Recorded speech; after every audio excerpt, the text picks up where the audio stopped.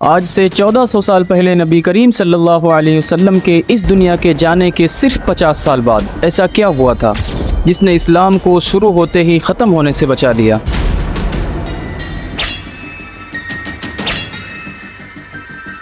اس واقعہ نے دنیا کے سامنے اسلام کی حریت، آزادی اور قربانی والے پہلو کو سامنے لا کر رکھ دیا۔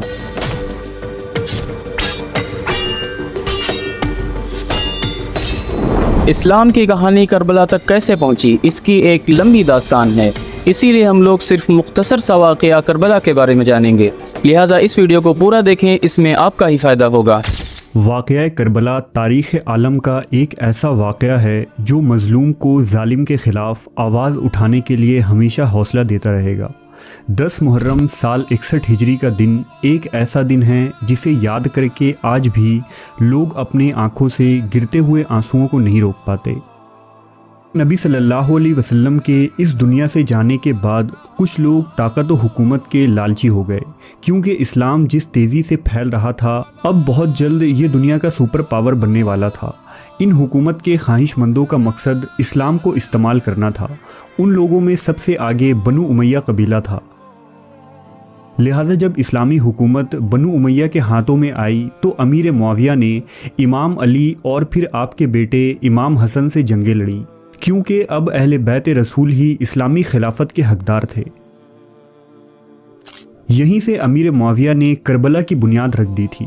جب امام حسن علیہ السلام کو زہر دے کر شہید کر دیا گیا تو اس کے بعد امیر معاویہ نے اپنے بیٹے یزید کو مسلم ریاست کا خلیفہ ہونے کا اعلان کر دیا۔ یزید ایک شرابی، زانی، نشہ خور اور بے دین شخص تھا، لیکن اسلامی شریعت کے برخلاف مسلمانوں کے رائے مشورے اور انتخاب کے بغیر ہی امیر معاویہ نے یزید کو خلیفہ بنا دیا۔ 60 ہجری میں جب امیر معاویہ کی وفات ہوئی تو یزید خلافت کے تخت پر بیٹھتا ہے۔ فوراً ہی وہ اپنے لشکر اور فوج کے ذریعہ اسلامی دنیا کو مجبور کرتا ہے کہ سب لوگ اس کی بیعت کریں، لیکن یزید کی طاقت اور کفر کے آگے ایک شخص دیوار بن کر کھڑا ہو گیا۔ یہ شخص امام علی علیہ السلام کے بیٹے امام حسن کے چھوٹے بھائی اور نبی صلی اللہ علیہ وسلم کے نواسے حسین ابن علی علیہ السلام تھے۔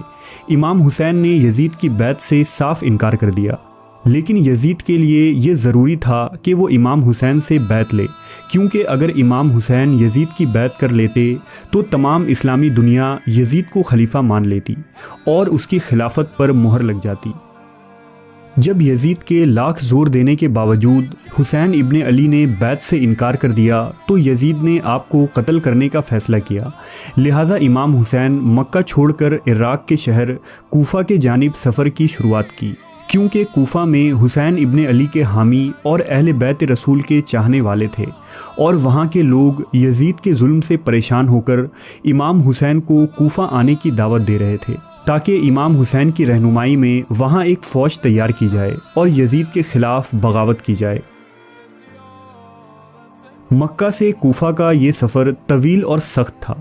2 محرم سال 61 ہجری کو امام حسین اپنے اہل بیت اور صرف 72 ساتھیوں سمیت کربلا پہنچے۔